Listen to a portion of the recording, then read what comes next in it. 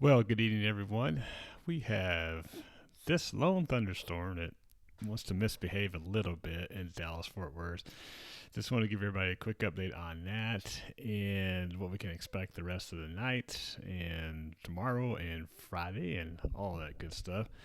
So let's just get right to it. So, number one, this storm is not severe. This is a thunderstorm that's kind of popped up. It started in southwest Dallas County. It's moving northeast just southeast of downtown Dallas. You see a little purple there, a little hail core in it. The biggest report I've seen on the ground is pea size. It could contain up to nickel size hail. It hasn't seemed to want to get any bigger than that, so that's good. I'm not really anticipating it being, anything severe, although that's not totally out of the question. It's just that if you happen to live, especially in Rockwall County, I would say the northern part of Kaufman County, southeastern Collin County. So that would be, matter of fact, I'll just draw it here. So I would say if you live anywhere, in this general area, and that's really ugly looking, but you kind of get the idea. So it's something that just want to keep an eye on. It's nothing that would be severe, not likely, although that's not totally out of the question, like I said. But if you happen to get this thunderstorm, you might see some small hail. So nothing to be too terribly concerned about, but just wanted to kind of come on, talk about that storm and wrap everything up for the night because thankfully we won't see shouldn't see a whole lot more tonight, although there's a small chance, so we'll talk about that. So we'll put this in motion here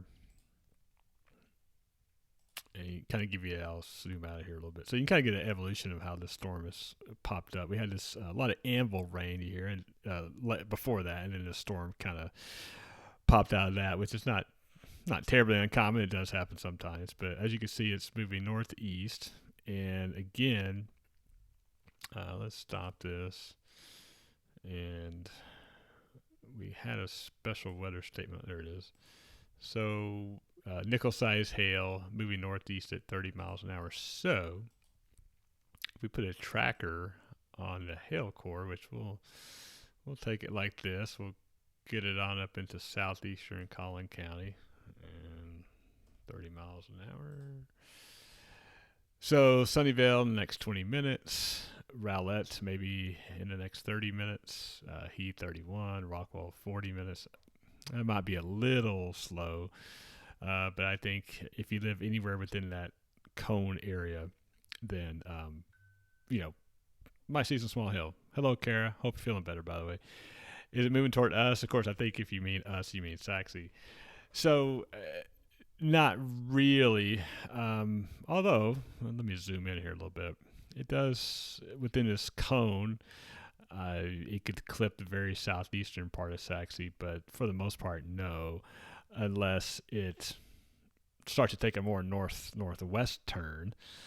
I don't see that happening. And even if it did, unless the storm really ramps up, it's something that's just not going to be too terribly concerning. Although, as I mentioned in the last update when things were still going, we still have an unstable atmosphere above our stable surface layer, our cool air. So that's why we get this potential for hail as opposed to tornadoes. There's no threat of tornadoes at all for our area. Hello, Misty. How you doing? I'm going to focus on your area, Misty, in just a second. I want to give you an idea what the radar looks like. But like I told you earlier, we're not looking too bad. So anyway, unless this storm really ramps up, I just don't see it being a big issue. I did want to just let people know that, especially if you're in, we'll zoom out here a little bit. Again, especially if you're in Rockwall County, the far northeastern part of Dallas County, the southeastern part of Collin County, just watch it. And I hope you don't get any hail, but if you heard some hail, some nickel-sized hail, just don't be shocked. All right, so let's go look at the bigger picture here. So, if you live in far east Texas, if you're watching, if you have relatives out that way, just good old-fashioned rain. That's good. Been kind of dry, so there's nothing wrong with that. So the tornado watch that's still in effect until 10 o'clock has been shaved back a little bit. So it did include the counties just south of Dallas Fort Worth, Johnson, and Ellis. They have been dropped. They still have a tornado watch for Navarro, Henderson, Anderson, those counties. However, I would think, of course, we're just about an hour away from it expiring anyway, so I don't know if the National Weather Service will do anything with it. I wouldn't be shocked if they shaved a couple more counties off, but it's getting close to expiration anyway, so they may not do that. But it is the good news is most of these severe storms, as you can tell by the yellow boxes, which represent severe thunderstorm warnings, most of those are well south of Dallas Fort Worth, really south of Waco. So you're talking Killeen, Temple, Centerville, Marlin, Crockett, north of Austin, north of College Station, in those areas. But those storms, as you can see, kind of highlight them. We have these individual supercells. 1, 2, 3, 4, 5, and maybe even 6. So, yeah, it's a real deal down there. Matter of fact, I don't like that red anymore. I'm going to change that to blue. But anyway, so if we put this in motion, not heading north for the most part, just falling east. And remember, I talked about this earlier. The effective warm front has been pushed way south. As I was talking about, it's way further south than we thought, and that's what saved Dallas Fort Worth from a lot of bad weather today. Hey, Shanda, as long as College Station is safe, yes, for more reasons than one, my alma mater. So let's look at College Station real quick. So there's College Station. Let's put this in motion again. So I just had a new severe thunderstorm warning for Leon County. But again, nothing, threatening at the moment. However, I would say that if you have kiddos in College Station, then my alma mater, of course, you see this line here. I think over time, you'll start to see the line gradually go that way. And so, probably after 10 o'clock, 11 o'clock, I think College Station they will see some rough weather. I don't know it's going to be, the roughest of the rough. But, just something to bear watching. So I would say if you got kiddos down there, just maybe give them a heads up and say, hey, 10 o'clock-ish, 11 o'clock-ish. Just keep an eye on things. I just would say that, and nothing to be terribly concerned about unless something really changes. And as the evening goes on, we're the atmosphere won't be quite as unstable, so that will help as well. Okay, so I'm sorry, Misty, I skipped right over you, so let's go back over to you. All right, so let's focus on Misty here. Misty's my really good friend from Garland High School, Giga Miles. All right, so anyway, Misty, you can kind of see, I won't point exactly where you're at, but you know where you're at. And so, like I said, just good old-fashioned thunderstorms, nothing to be too concerned about in your neck of the woods. And we were talking, through text, we were talking about rotation. And so, yeah, that's the velocity layer on the radar. No circulations at all whatsoever. So that's good news there. So you don't really have to worry about that, and I don't think you'll have to worry about that the rest of the night. So again, if we put this in motion, you're going to see a general movement toward the east. Some of these individual cells are going to move northeast. Some of the lines are going to move east, and some of the cells on the southern part of this are going to move more east southeast. So that's what you're looking at there. Shonda, she's on the second floor. No covered parking. I'm not laughing about the no covered parking. I didn't have covered parking when I was there either. So in all seriousness though, Shonda, yes, there's a chance for hail that they would see later on. But again, I don't think you're going to see the hail we saw earlier, which was, the baseball and tennis ball size. I don't think you're going to see anything like that. But, they definitely have a chance to see some hail later. But hopefully, again, as we go through the evening and closer to 10 o'clock, it'll die down even more. So, again, nothing to be overly concerned about. But, again, wouldn't hurt to just give them a little heads up and say, hey, just make sure you're aware of the weather. And you're welcome, Shonda, anytime. That's what I love to do, give updates. Okay, so let's talk about the rest of the night and tomorrow and Friday, because this is springtime in Texas, and we typically get only temporary breaks from severe weather. So, and we'll definitely get a temporary break tomorrow. Okay, so real quick, let's just go back to our storm and now in what is now eastern Dallas County. Looks like it's even ramped down a little bit more. So let's go to the hail layer. Yeah, so the red represents, if you go up to the red, that represents hail. But again, nothing big.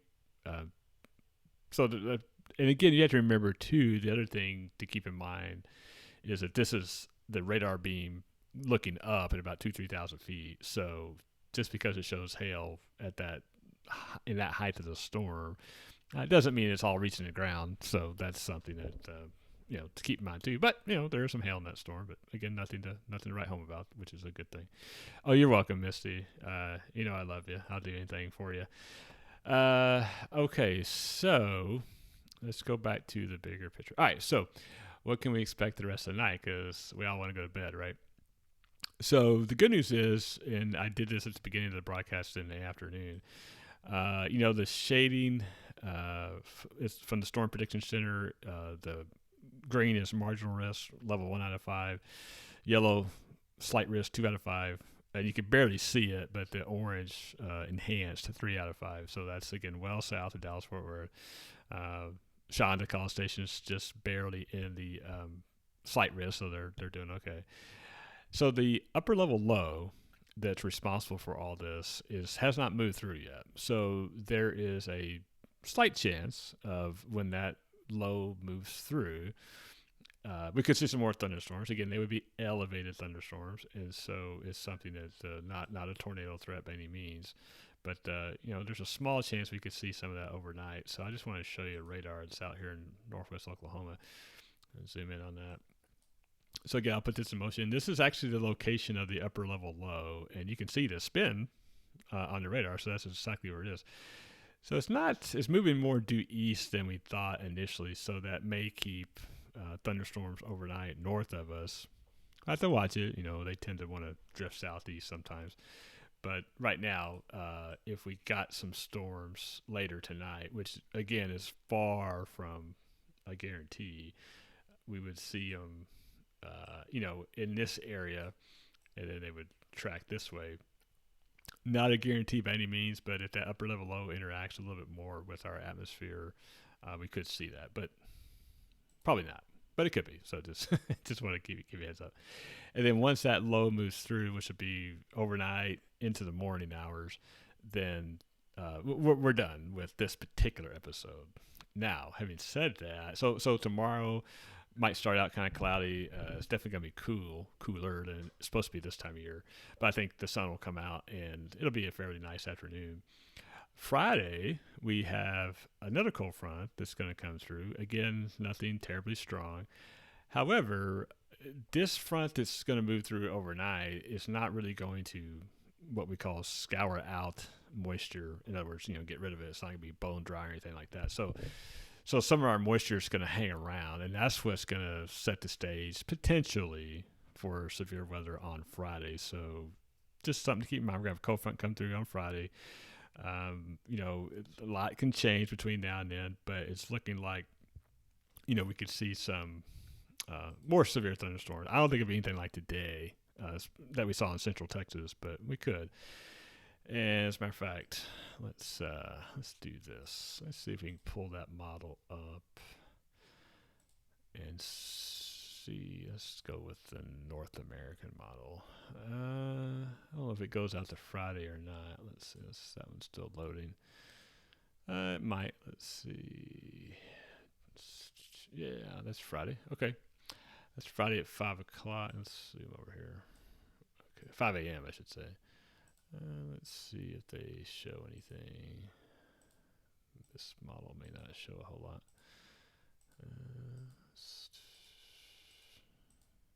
Oh, here we go. All right. So that's Friday. Make sure I got my days right. Yeah, that's Friday at 5 o'clock. 6 o'clock. I need to get out of the way here.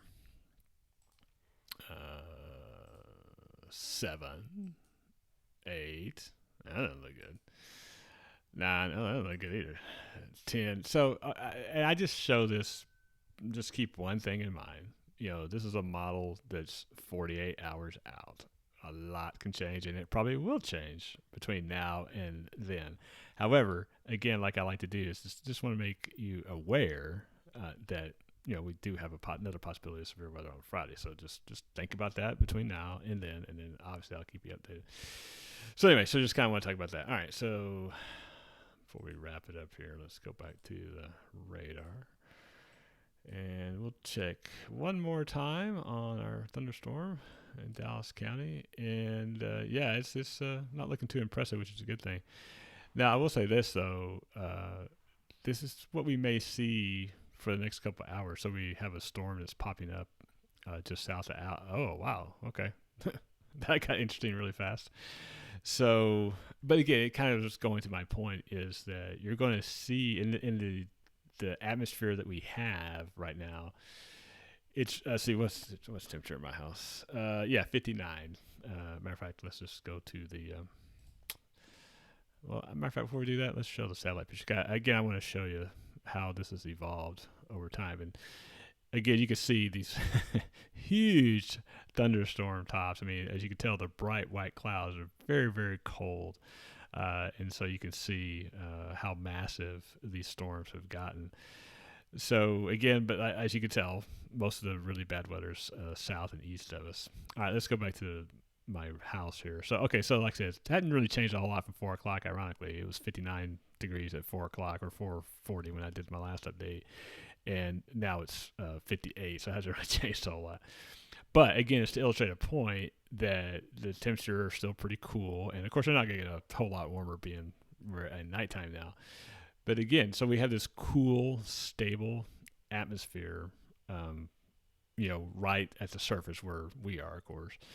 And that's going to help keep things from getting out of control between now and the time the cold front and the upper level low move through. So that's always important to know. However, the air right above, let me go back to the radar here. The air right above that layer, if you will, is still pretty unstable, as you can see, because we had this storm in southeast or eastern Dallas County, and we have this storm. I say storm; it's not. It doesn't have a whole lot of lightning with it, but they could really pop up anywhere between now and the front moves through and the upper level low moves through, which is pretty much overnight. So, again, not expecting anything severe, but, don't be shocked if you get woken up and, and heck, you might even see some small hail, but hopefully you won't. So, all right. So I don't see any more comments in the chat. So we got College Station covered, Shonda. We got East Texas covered, Misty. And I don't see any other requests. So I think that'll about wrap it up. All right, so let's just do one more look here, and we'll put this in motion. And you'll see the evolution of the storm in southeastern Dallas County, and then that's kind of going away, and then the storm again. That's kind of don't know if I call it a storm, but that storm just south of Allen, could pop up, and who knows? It may provide some hail with it, and it may pop back down just as quick. So we're just going to see that no matter where we are going to look at. So in summary, if you're just now watching, no severe weather. I'll put a stop to this. No severe weather for Dallas-Fort Worth. And then we don't anticipate any severe weather overnight. Doesn't mean you wouldn't get woken up with thunder. It wouldn't mean you wouldn't get woken up with small hail, maybe up to nickel size. And then after that, the upper level low moves through. The front moves through, and we are done until Friday, at least right now, until Friday afternoon. And we'll have plenty of time or I'll have plenty of time, I guess, to analyze that and what we're dealing with. So, like I said, just keep it in. Don't be shocked if you get a storm tonight. But again, not expecting anything crazy. If for some reason that changes, which I don't anticipate it changing, but if it did, then I would be back on here giving you all the latest and greatest on what we're experiencing and how long it's going to last and all that good stuff, and why. At least the best I can tell why. Okay, well, thank y'all for watching. I really did appreciate it. And as always, I'm watching the weather so you don't have to. I don't think I'm going to have to watch much weather later this evening and overnight, but if I do, again, you'll be the first to know. I appreciate everybody. Thanks for watching. If you have any questions after I end the broadcast here in a second, just shoot me up on social media and I will answer those questions until I fall asleep, which unfortunately, as I get older, is sooner than it used to be. I appreciate everyone, and we will talk to you soon.